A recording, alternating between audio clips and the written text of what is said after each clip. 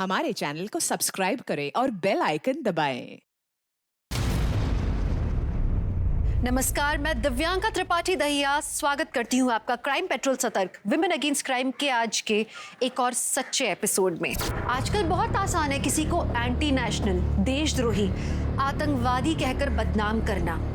सबसे दुर्भाग्यपूर्ण बात तो ये है कि लोग इस तरह के इल्जाम लगाते हुए खुद को देशभक्त भी समझ बैठते हैं, मानो अंतरात्मा नाम का कोई शब्द ही नहीं है उनके शब्दकोश में। लेकिन जो लोग भेड़ चाल में उनके साथ जुड़ जाते हैं, उनकी सूझबूझ का क्या? अगर आज की कहानी देख के आपकी अंतरात्मा को तकलीफ होती है, अगर आपका खून खौलता है, तो मुझे थोड़ी उम्मीद है कि हाँ, आज भी इंसानियत बाकी है।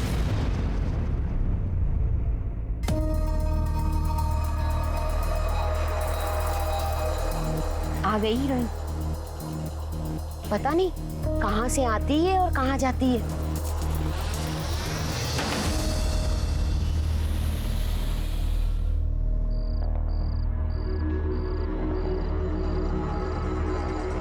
ये इतनी रात को कहाँ से आ रही है?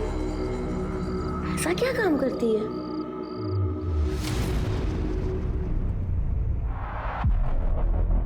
अरे आजकल दिखाई नहीं देती हो, कहाँ रहती हो? वो काम से थोड़ा बाहर गए थे।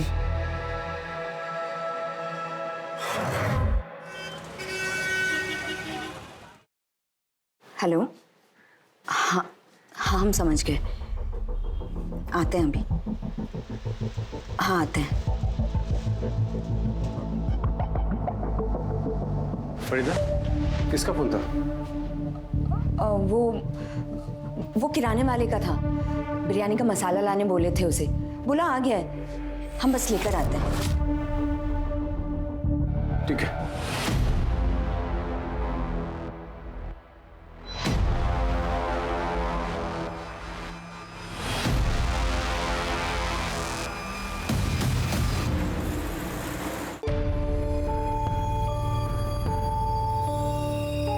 अरे बाहर जा रही हो क्या काम से? फिर सुनना, ये वही आदमी है ना जो इसको लेने और छोड़ने आता है? नवरा है क्या तिचा? अरे पति होता तो साथ में नहीं रहता क्या? पता नहीं क्या है, शहर से बाहर जाना तो एक बहाना है। पक्का धंधा वंदा करती होगी।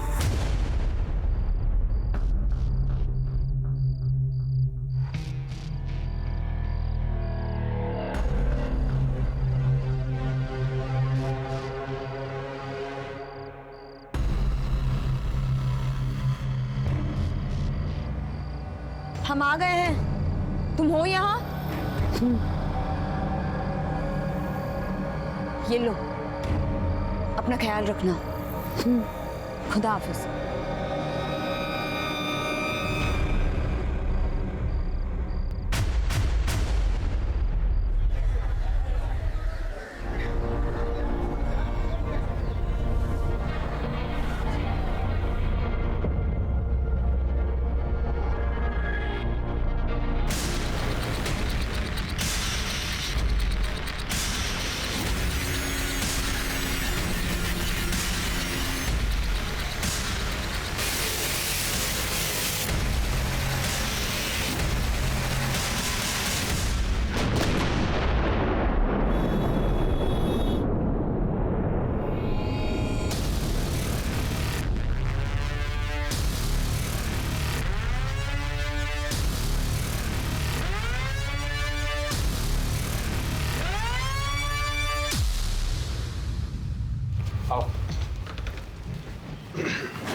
आमना, रियाज, ये देखो अम्मी तुम्हारे लिए क्या लाई है। मिठाई। तुम्हें पसंद है ना? हमें भी लड्डू खिलाइए।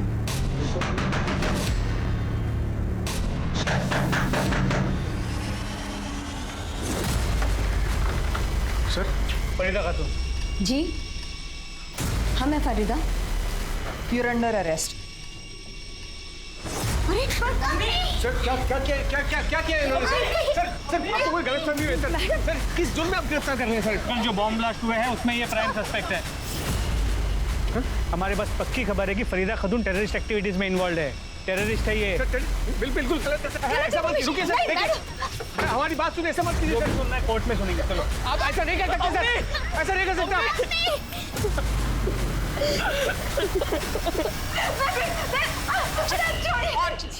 बहुत डर लगा है तुझे? तुम लोगों के बारे में सोचा जो बॉम्ब ब्लास्ट में मारे गए? मासूम बच्चे तक मरे इसमें। बता कौन कौन इन्वॉल्व है तेरे साथ? कहाँ से है? सच बता, बोल। नहीं जानती अब क्या करूं। सर हम आपके हाथ जोड़ते हैं सर। सर फरीदा बेकसूर है सर, ये आप क्या कर रहे हैं सर? सर उसने कुछ नहीं किया है सर। सर हम यहीं के हैं सर, कहीं बाहर से नहीं आए हैं। 15 साल पहले हमारा निकाह हुआ था फरीदा से। देखिए सर, ये हमारे पास पेपर्स भी हैं, मैरिज सर्टिफिकेट, वोटर्स कार्ड, आधार कार्ड और ये पैन कार्ड सब है हमारे पास। आपको कोई गलतफहमी हुई है सर? हमें कोई गलतफहमी नहीं हुई है, इंटेलिजेंस गलत नहीं हो सकती। पर ये क्या आई कार्ड और पेपर्स दिखा रहे हो जो फरीदा ने फेक बनवाए? अगर तुम उसके पति हो भी ना तो इतना समझ लो, फरीदा बॉम्ब ब्लास्ट में इन्वॉल्व है। सर वो बेचारी तो झारखंड से बाहर किसी को जानती तक नहीं है। मंसूर, तुम्हारी जानकारी के लिए बता दूं कि फरीदा का फ्लैट है जिसकी तलाशी लेने पर पता चला कि पूरा टेररिस्ट मटेरियल से भरा पड़ा है। उसके पास इतना अक्ल का ये सब कुछ करे सर। आप हमारी बात का यकीन कीजिए, एक बार आप कागजात तो देखिए सर। देखिए कागजात देखिए, आपको यकीन हो जाएगा कि हम सच बोल रहे हैं सर। देखिए ठीक है, इसकी जांच करेंगे, अगर असली निकले तो सोचा जाएगा। जब तक आप कागजात जांच करेंगे तब तक रिहा कर दीजिए फरीदा को। उसके बाद हम आपको। तुम्हें समझ में आ रहा है हम क्या कह रहे हैं?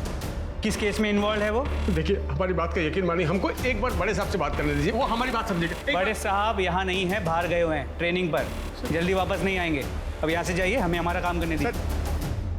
फरीदा खातून, फरीदा खातून, फरीदा खातून, फरीदा खातून को फांसी दो, फांसी दो, फांसी दो, देशद्रोहियों को फांसी दो, फांसी दो, फरीदा खातून को फांसी दो, फांसी दो, आतंकवादियों को फांसी दो, फांसी दो। हाँ सर, मंसूर भाई और फरीदा भाभी तो दोनों अच्छे लोग हैं। कितने साल से देख रहा हूँ, कभी किसी से झगड़ा तक नहीं किए। फरीदा बेचारी घर गृहस्थी संभालने वाली सीधी सादी औरत है। ये सब क्या तमाशा हो रहा है, कुछ समझ में नहीं आ रहा है। क्या बताएं क्या है। एक रात तो हम खुद उसको चुपके से दबे पांव बाहर जाते हुए देखे थे। कहाँ गई थी कुछ पता है? उस शहर के बाहर गोल मैदान है ना, उस रात को फरीदा को हमारे पति ने मैदान के पीछे जाते हुए देखा था। गोल मैदान क्यों गई थी बता, बोल। ये लो। मतलब तू गई, अभी मुझे जवाब देने के बजाय मुझसे सवाल पूछ रही? क्यों? बता देंगे तो उसको बॉम्ब से उड़ा देगी तू? हाँ? इस फरीदा खातून की पूरी details, call records, mobile locations सब निकालो। फरीदा खातून की उसी ओरिजिनल आधार कार्ड की कॉपी जो सिर्फ फरीदा खातून के पास हो सकती है, मीरा रोड के उस घर में मिली, जिसके बिना पे उसे बॉम्ब ब्लास्ट केस में आरोपी बनाया गया है, टेररिस्ट एक्टिविटी में इन्वॉल्व पाया गया। आधार कार्ड की फोटोकॉपी मिलना कोई बड़ी बात नहीं है इंस्पेक्टर, और आप ये भी अच्छी तरह से जानते हैं कि इंटरनेट का कितना मिसयूज हो रहा है आजकल। ये ज़रूर हो सकता है कि किसी ने फरीदा का आधार कार्ड चुराया हो। आपके पास ऐसा कोई ठोस सबूत नहीं है जिससे आप ये साबित कर सकें कि फरीदा कैसे और कब गई। क्या किसी ने उसको देखा वहाँ पर? बट मेरे क्लाइंट के पास मजबूत सबूत है जिससे साबित हो जाएगी कि वो बेगुनाह है। आज शाम तक आपको बेल के पेपर्स मिल जाएंगे।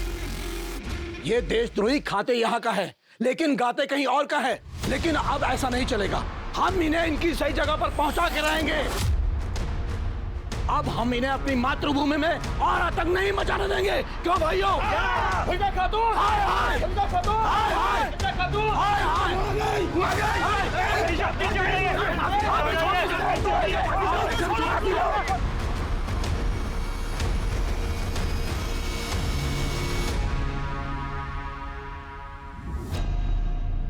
अबे देख, देशद्रोही की बच्ची पढ़ लिख कर कलेक्टर बनेगी। बना दे इसको अभी के अभी यार कलेक्टर, तभी तो इसकी अम्मा को पता चलेगा कि देश प्रेमी गद्दारों के साथ क्या कर सकते हैं। सर फरीदा की कॉल रिकॉर्ड्स में उसके पति मंसूर और बेटे रियाज के अलावा और कुछ नंबर मिले हैं जिन पे अक्सर बात होती है। सर और एक नंबर मिला है जिन पे 15 दिन में एक आध बार बात होती है, और वो भी मंसूर के नाम पर है। मंसूर का दूसरा नंबर? शायद सर। फरीदा की बेटी आमना के पास कोई मोबाइल फोन नहीं है ना?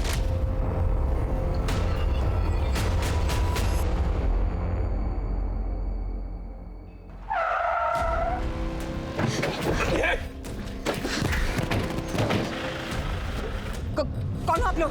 हमें जाने दो। अकड़ता देखो, ये आतंकवादी हमको अटका रही है। अभी बताते हैं तुमको। हम पर आदत आती है, तेरे जैसे हर देशद्रोही का हाथ तोड़ने का हिम्मत रखते हैं हम। ए, चलो, देख क्या है? मार साले को। उठा।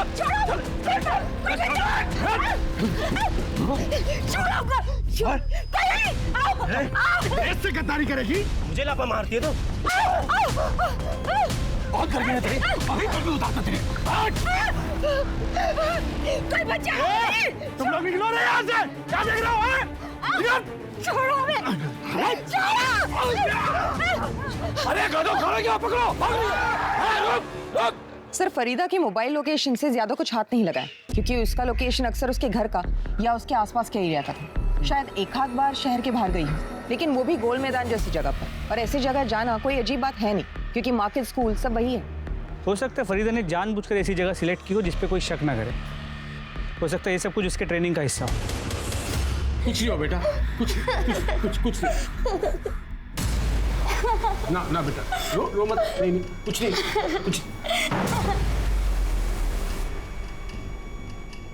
फरीदा, ये कैसे हो गया? गद्दारों को फांसी दो, फांसी दो, फांसी दो, गद्दारों को फांसी दो, फांसी दो। फरीदा खातून बाहर निकलो, उधर देख, तुम उधर देखो, चलो,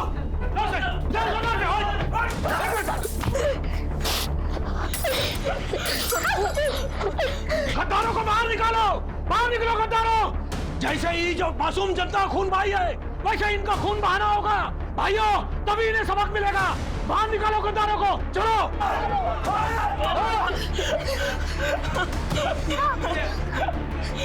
फरीदा, दरवाजा खोलो फरीदा, दरवाजा खोलो फरीदा, दरवाजा खोलो अम्मी। फरीदा।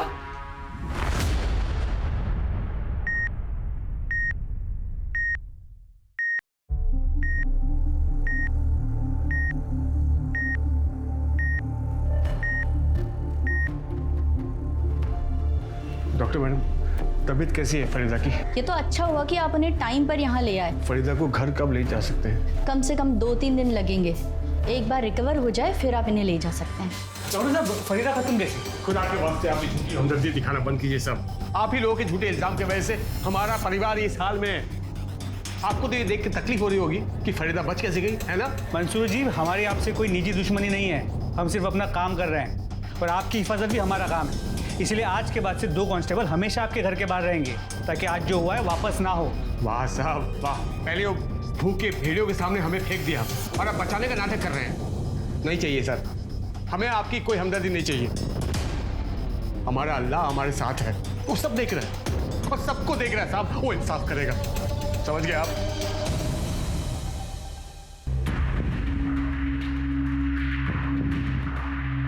बॉम्ब ब्लास्ट की मुख्य आरोपी फरीदा खातून को आज डिस्चार्ज कर दिया गया है हॉस्पिटल से। चलिए हम आपको लेके चलते हैं उस हॉस्पिटल पर जहां से फरीदा खातून डिस्चार्ज हो रही है। ये गद्दार, आतंकवादी, सेलिब्रिटी बन गई है। नाटक तो देखो इसका। अब थोड़ा सा काम नहीं चलेगा, ऐसा सबक सिखाना पड़ेगा कि कभी भूल ना सके। फरीदा, तुम अभी अस्पताल से आई हो, क्यों दरवाजा खोल रही हो? आराम करो ना। कोई बात नहीं। अरे यार बेटा, क्या? पर आप घबराओ मत अम्मी, आपकी ये मुराद भी पूरी हो जाएगी। वेलकम बैक अम्मी, आपके साथ साथ तबाही भी आ गई। नहीं बेटा, नहीं, ऐसा नहीं बोलते बेटा, ऐसा नहीं बोलते।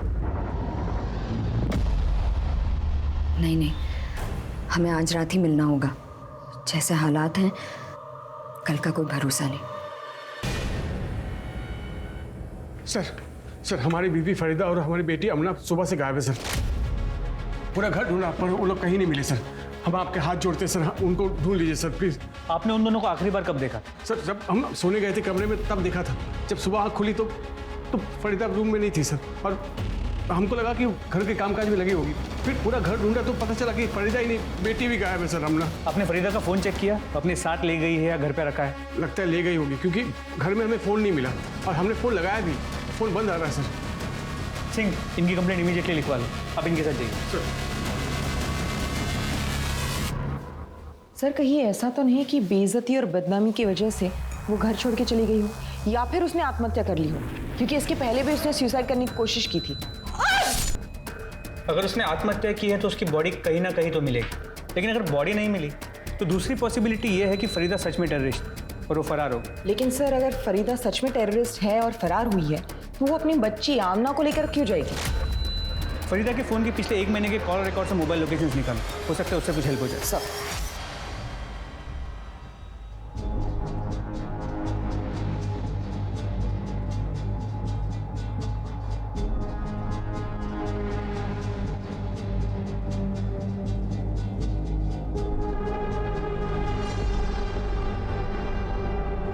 सर, ना तो फरीदा और आमना को किसी ने देखा है और ना ही दोनों के डिस्क्रिप्शन जैसे डेड बॉडी किसी को मिली है।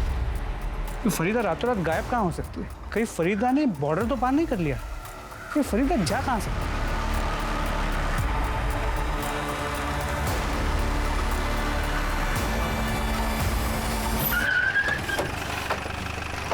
Welcome back sir. ट्रेनिंग कैसे रही? ट्रेनिंग के बारे में बाद में बात करेंगे, पहले फरीदा खातून का क्या केस है वो बताओ। सर, जिस दिन से फरीदा और आमना गायब हुए हैं उस दिन से हम फरीदा का फ़ोन ट्रैक कर रहे हैं, सभी जगह तलाशी भी ली, लेकिन कोई लीड नहीं मिली। सर, फरीदा के मोबाइल लोकेशन के अकॉर्डिंग उसकी लास्ट लोकेशन शहर के बाहर ओल्ड माइंस की दिख रही है।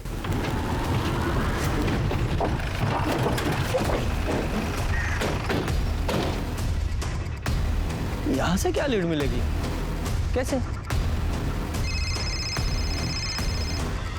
हेलो, कहाँ पर? ठीक है, हम आते हैं। सर, यहाँ से कुछ ही दूरी पे एक बच्ची की डेड बॉडी मिली है।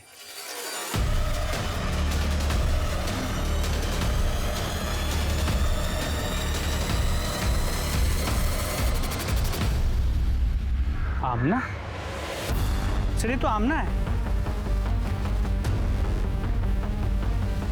लगता है चाकू से मारा गया है। सिंह, आसपास मर्डर वेपन चेक करो। सर। पूजा,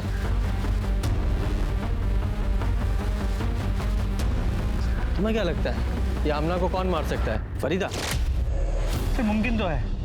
ये हो सकता है कि फरीदा भागने की कोशिश कर रही थी, आमना ने उसे देख लिया, उसका पीछा किया, शायद उसके साथ जाने की जिद भी की। फरीदा उसे साथ में ले नहीं जा सकती थी, इसलिए मार दिया। तुम्हारा मतलब है कि बेटी माँ पे बोझ बन सकती थी इसलिए मार दिया। और मान लो फरीदा ने नहीं मारा तो फिर ऐसा कौन है जिसने से मारा हो और क्यों? सर, आसपास का पूरा एरिया चेक किया पर मर्डर वेपन नहीं मिला।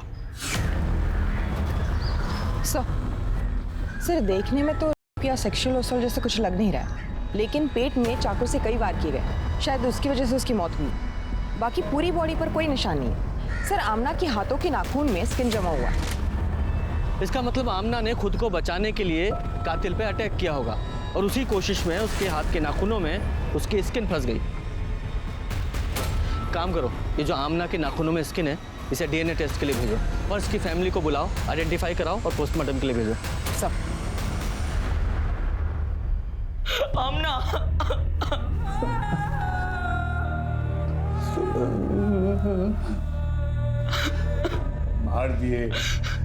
मार दिए हमारी बच्ची को। फरीदा को भी मार दिए होंगे ये लोग।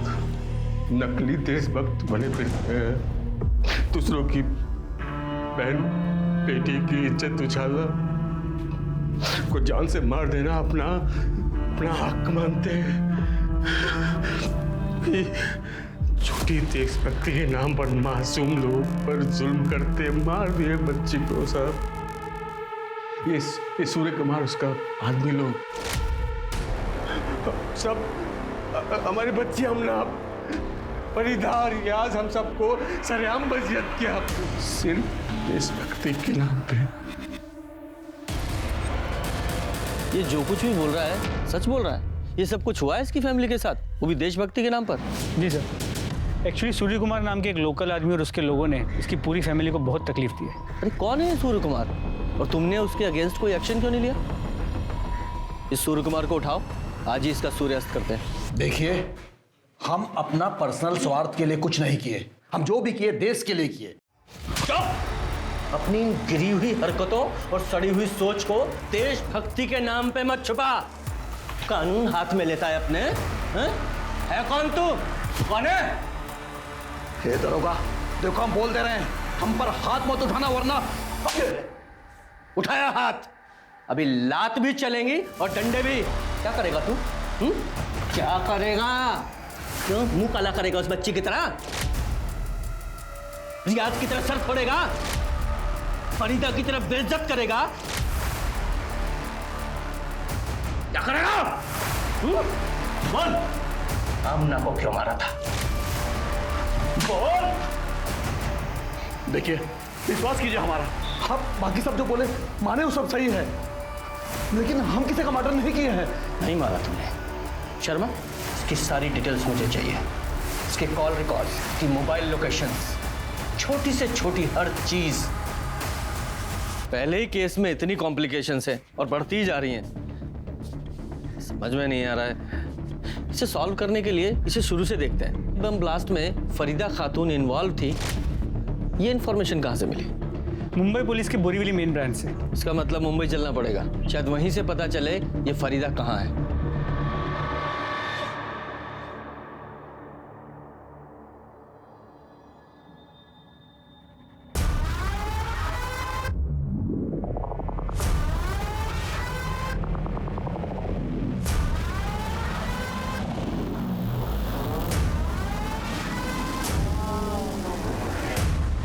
बॉम्ब ब्लास्ट 10 तारीख को शाम को 4 बजे हुआ। उसी रात एक गुमनाम आदमी ने हमारे कंट्रोल रूम को फोन करके ये बताया कि मीरा रोड के गणेश नगर में एक औरत रहती है जो इस बॉम्ब ब्लास्ट में इन्वॉल्व है। हम फौरन वहां पहुंचे, देखा तो दरवाजा बंद था। दरवाजा तोड़कर जब हम अंदर पहुंचे तो देखा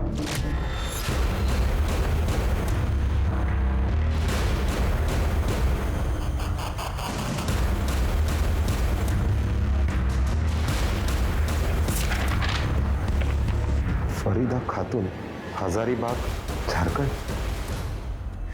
आओ साहेब, आम्हाला तिच्याबद्दल काहीच नाही माहिती। हाँ, आते जाते देखते थे उसको। आधी आधी रात को आती थी। एक आदमी आता था उसको छोड़ने के लिए।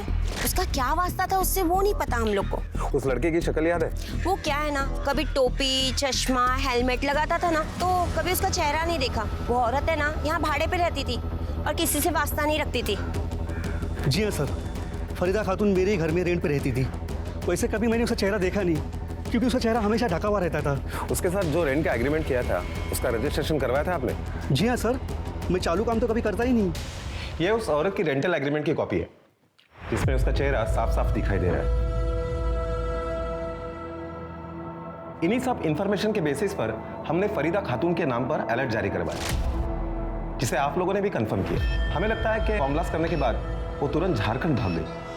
देखिए सर, हम ये नहीं कहते कि आपकी इन्वेस्टिगेशन गलत है, लेकिन इससे सिर्फ इतना प्रूव होता है कि जिस औरत ने वो घर रेंट पे लिया था वो फरीदा खातून थी। लेकिन हमारी इन्वेस्टिगेशन में ये बात सामने आई है कि फरीदा कभी झारखंड के बाहर गई ही नहीं और फिलहाल गायब। गायब? कहाँ गई वो? IDs madam, IDs.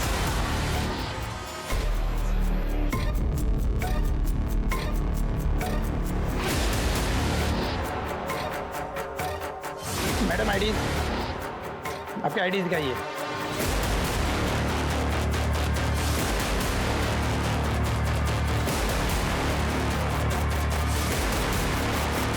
Farida Khatun, you are under arrest.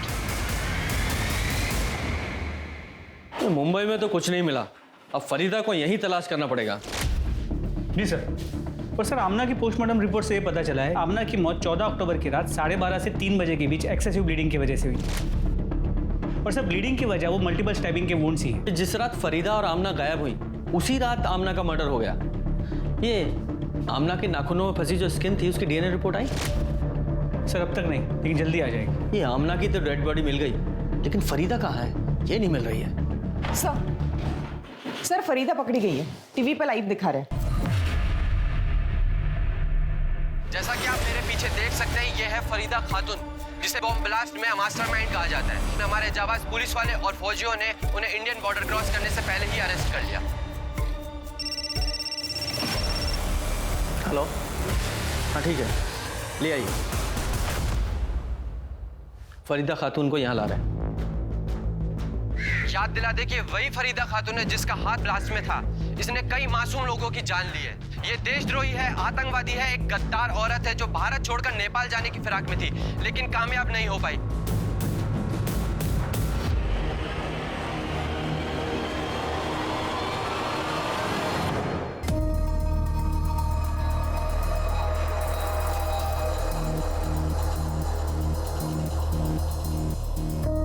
तुम कौन हो?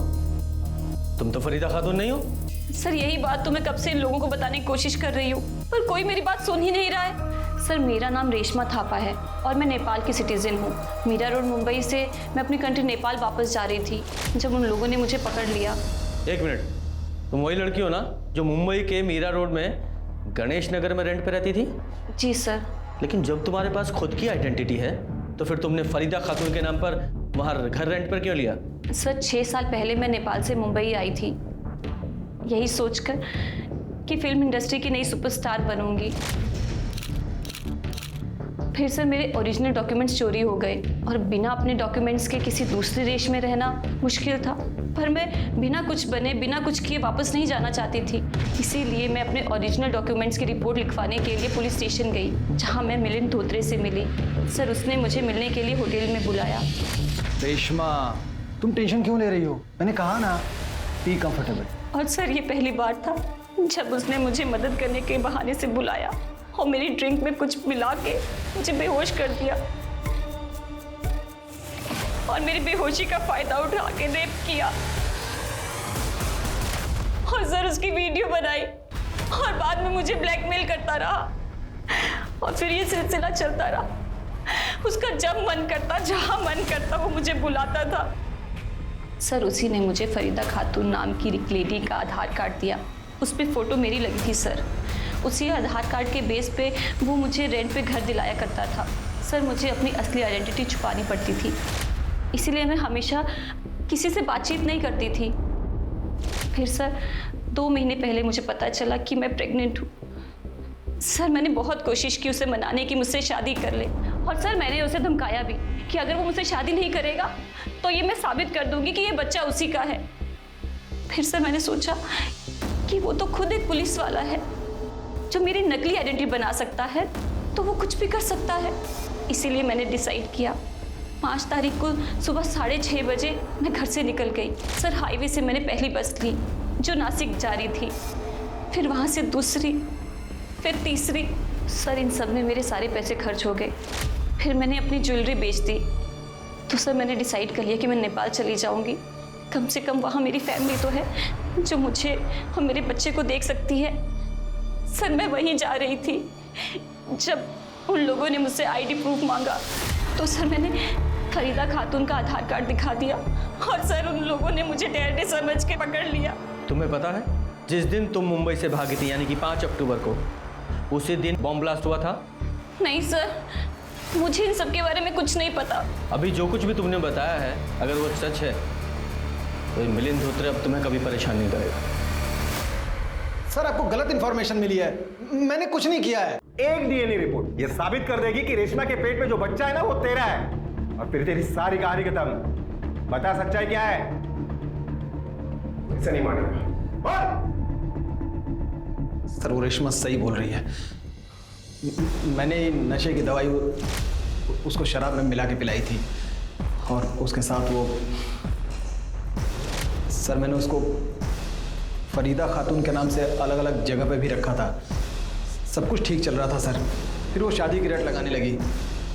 अभी मैं अपने बीवी बच्चों को कैसे छोड़ सकता हूँ सर? इतना वफादार है तू? आगे बोल। वो 5 तारीख को जो बॉम्ब ब्लास्ट हुआ था ना तो मुझे आइडिया आया कि मैं रेशमा को उसमें फंसा दूंगा। इसके लिए उसके घर में गया और टेरर सेल एक्टिविटी में जो पैम्पलेट्स हम लोग को मिले थे वो मैंने उसके घर में फैला दिया। सर मेरे को मालूम नहीं था कि वो सुबह ही जा चुकी है। मुझे लगा बेडरूम में सो रही है। उसके बाद मैंने पुलिस को गुमनाम कॉल किया। मुझे लगा सर कि वो एक बार बॉम्ब ब्लास्ट के केस में अंदर जाएगी तो जिंदगी भर प्रूफ नहीं कर पाएगी कि वो टेररिस्ट नहीं है। धोत्रे अब तू जिंदगी भर कुछ प्रूव नहीं कर पाएगा। मोरे चार्जशीट बनवाया चाहिए। सर सुनिए। देखा आपने कैसे एक भ्रष्ट आदमी ने अपनी जिंदगी बचाने के लिए मासूम औरतों की जिंदगी सूली पे चढ़ा दी। आखिरकार सच पुलिस के सामने था कि किस तरह से झूठे बॉम्ब ब्लास्ट के केस में फंसा के फरीदा खातून और उसके पूरे परिवार को तहस नहस कर दिया गया था। फरीदा के आधार कार्ड की कॉपी का गलत इस्तेमाल हुआ था। एक पुलिस ऑफिसर मिलिंद धोत्रे, जिसने जनता की सेवा की शपथ ली थी, उसने न सिर्फ रेशमा को फंसाया बल्कि अपनी पत्नी को भी धोखा दिया और इसकी सबसे बड़ी कीमत चुकाई फरीदा ने, जिसका दूर दूर तक इस मामले से कोई लेना देना नहीं था। उसकी बेटी आमना की मौत का राज अब तक नहीं सुलझा था और उसका परिवार अब तक आतंक में जी रहा था। पर फरीदा थी कहाँ, वो क्यों और कहाँ गायब थी? साहब, आप जो औरत को बॉर्डर से लाए हो वो फरीदा खातून नहीं है, वो कोई और है। लेकिन तुम्हें कैसे पता? उसकी शक्ल तो हमने कहीं दिखाई नहीं है। क्योंकि फरीदा खातून पिछले 2 दिन से हमारे पास थी, हम उनको पहचानते हैं और पोस्टर भी देखे हमने। थी मतलब? अब कहाँ है? मालूम नहीं साहब, शहर के बाहर हमारा चाय का ठेला है। कुछ दिन पहले एक आदमी आया था, उसने कहा यहीं पास में खाना बनाकर दे सकते हो। हमने कहा हाँ। उसने कहा कि दरवाज़ा बंद रहेगा, औरत को खाना देकर दरवाज़ा बंद करके जाना। लेकिन जब हम वहाँ पहुँचे तो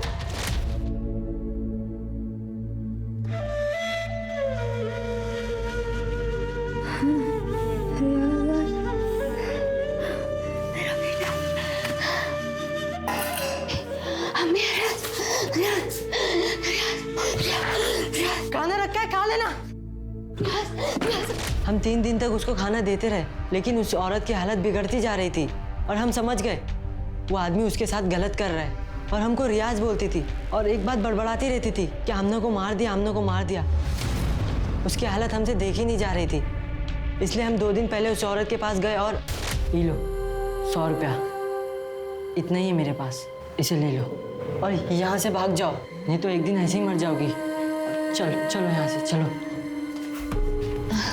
तू अम्मी का बेटा है ना? हाँ हाँ। तू हमसे मिलना आएगा? हाँ। चलो अब तुम आजाद हो। चलो जाओ यहाँ से, नहीं तो जल्लाद आ जाएगा। जाओ। नहीं, हम नहीं, हमारे साथ चलो, चलो हमारे साथ। हम आएंगे, तुम जाओ, हम आएंगे। तू मेरा बेटा अम्मी से मिलने आएगा? हाँ, हम आएंगे, तुम जाओ यहाँ से, जाओ। सब साथ रहेंगे, सब खुश रहेंगे। तुम्हें पता है वो कहाँ गई है? नहीं मालूम साहब, उसके बाद हम अपने काम पे लग गए, ऊपर से वो जल्लाद का डर। कौन जल्लाद? कौन था वो आदमी? मालूम नहीं साहब, लेकिन हमारे चाय के ठेले पे आता था। फरीदा को भगाने के बाद हमें हड़काने आया था। हमने कह दिया शायद गलती से हमसे दरवाजा खुला छूट गया। उस आदमी का हुलिया बता सकते हो, कैसा दिखता था? हाँ साहब। स्केच आर्टिस्ट बुलवाओ। जी सर।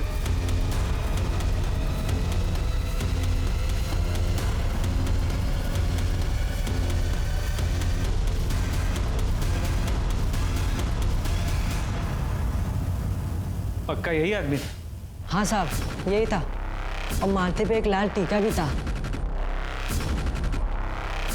तेरा ही आदमी है ना ये? नाम क्या है इसका? कौन है ये? ये तो हम। अरे ये तेरे ही यहाँ का टाइम नहीं है, नाम बोल। बलराज मिश्रा। बलराज मिश्रा है। कहाँ मिलेगा ये? फरीदा कहाँ है? कहाँ रखा है तूने उसे? वो तो भाग गई। कहाँ है, कहाँ गई, हमको कुछ नहीं पता। मतलब तू मान रहा है कि तूने उसे किडनैप किया था? कहाँ से किडनैप किया था तूने उसे? हैं? कहाँ रखा था? सर एक रात हम घर जा रहे थे तो हमने देखा कि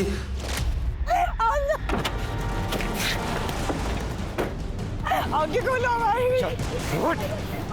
बताता हूँ तुझे गद्दारी और देशद्रोही की क्या सजा होती है।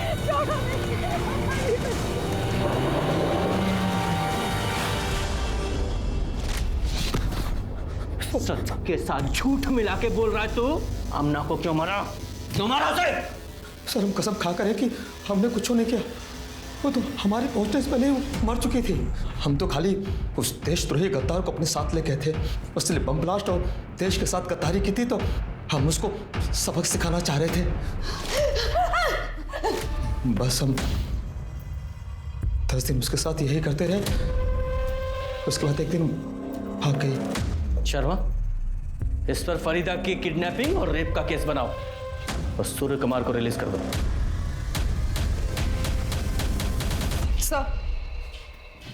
सर एक इन्फॉर्मेशन मिली है, मंसूर के घर में उसके साथ कोई और औरत रह रही है। कौन? सर ये तो कह नहीं सकते, किसी ने उसका चेहरा नहीं देखा है।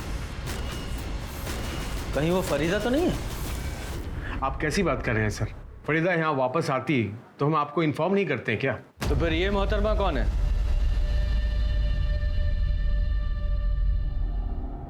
सर ये हमारी पहली बीवी जीनत है।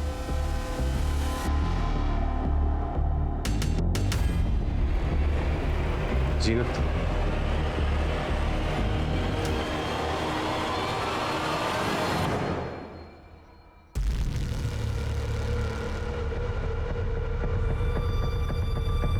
सर 15 साल पहले हम जीनत को तलाक दे दिए थे क्योंकि ये कंसीव नहीं कर सकती थी और हमें अपनी औलाद चाहिए थी, इसलिए हमने फरीदा से निकाह कर लिया। जी सर, फरीदा के गुमशुदा होते ही और आमना के कत्ल का पता चलते ही हम आ गए खैर खबर लेने। फरीदा घर से गायब हुई तो जीनत को बुला लिया। चल क्या रहा है ये तेरा? कहीं तूने ही तो फरीदा को गायब नहीं किया? सर कैसी बात कर रहे हैं सर आप? सर फरीदा के गुमशुदा होने और आमना के कत्ल का पता चला तो एक खैर खबर लेने घर आ गई। घर का छोटा मोटा काम कर देती है, खाना बना देती है और बच्चों का ख्याल रखती है, बस। पूजा, जीनत की डिटेल ले लो। सर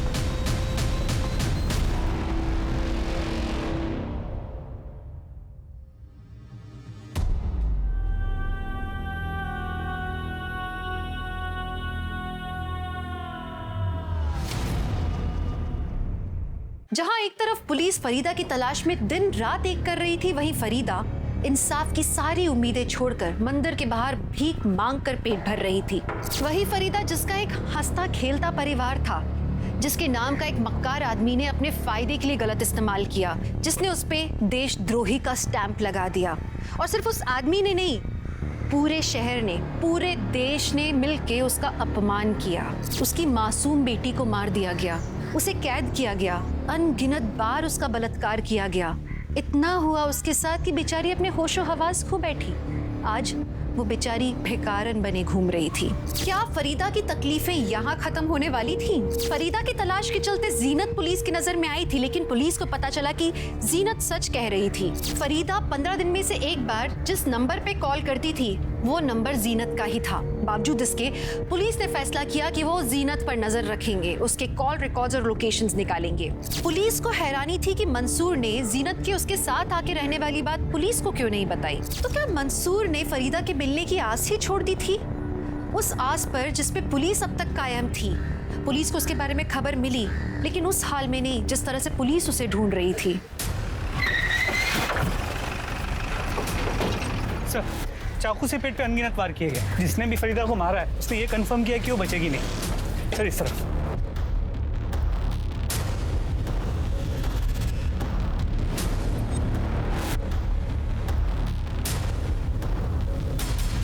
इसका मर्डर भी ठीक उसी तरह हुआ है जिस तरह से आमना का।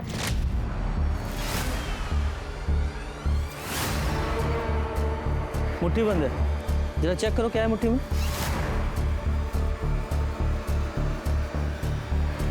सर लंबे बाल, शायद किसी औरत के।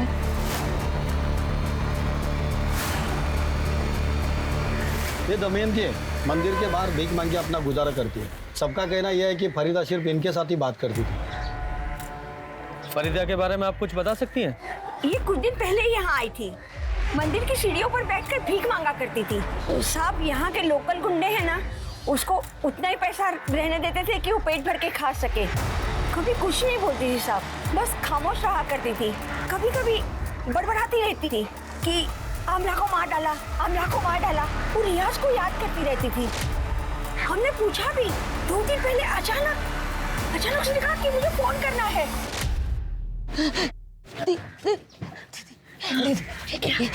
एक फोन करना है हमें। फोन करना है? किसको? कोई है भी क्या तुम्हारा?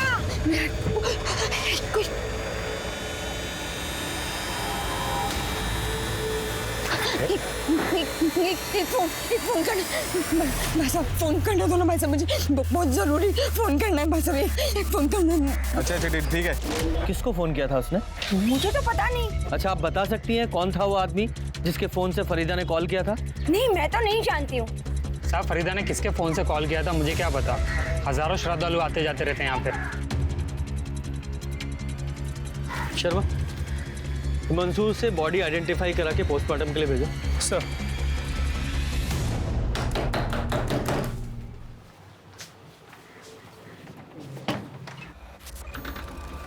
सर आप फरीदा के कातिल का कुछ पता चला सर? उसी सिलसिले में यहाँ आए हैं, तुमसे ही बात करनी है। 22 तारीख की रात 12:30 बजे तुम्हारे फोन की लोकेशन वही थी, राम मंदिर के पास जहां फरीदा का मर्डर हुआ। सबूत नंबर 2, फरीदा जिस दिन घर छोड़कर निकली थी उसने आखिरी कॉल तुम्हें किया था। और सबूत नंबर 3, ये डीएनए रिपोर्ट, उसमें आमना के नाखूनों में फंसी हुई स्किन और फरीदा के हाथों में जो बाल थे वो एक ही औरत के थे, तुम्हारे। बोलो, बताओ पूरी कहानी। फरीदा बहुत अच्छी इंसान थी। मंसूर के छोड़ने के बाद हमारा साथ दिया करती थी। ये लो, पैसे से हमारी मदद किया करती थी। हमारे पास कमाने का तो कोई रास्ता था ही नहीं। फिर जब वो टेररिस्ट दहशत कर बताई गई तो जेल गई, अस्पताल गई। हम तो सपने सजाने लगे थे कि फरीदा अगर मंसूर की ज़िंदगी से निकल जाएगी तो वो हमें अपनी ज़िंदगी में वापस बुला लेंगे। फिर पता चला कि फरीदा खुदकुशी करने में नाकाम हो गई है। एक रात उसका फ़ोन आया कि आज ही उससे मिलना होगा, आखिरी बार वो पैसों से हमारी मदद करेगी, क्योंकि घर वालों की बेहतरी के लिए वो हमेशा के लिए शहर छोड़ के जा रही है। शहर के बाहर हम रात को जिस जगह मिलने वाले थे, फरीदा के साथ आमना भी आ गई, तो हमें लगा उसने फरीदा को घर से निकलते देख लिया होगा, तो जिद करने लगी होगी, इसलिए वो उसे अपने साथ लेकर आ गई। तभी हमने फैसला किया कि हम इन दोनों को ही मार देंगे।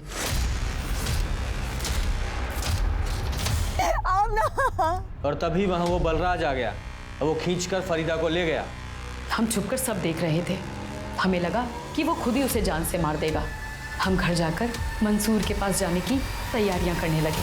हमें लगा कि फरीदा तो अब तक मर चुकी होगी। फिर एक दिन उसका राम मंदिर से मंसूर के फ़ोन पे फ़ोन आया। मंसूर उस वक्त बाथरूम में थे।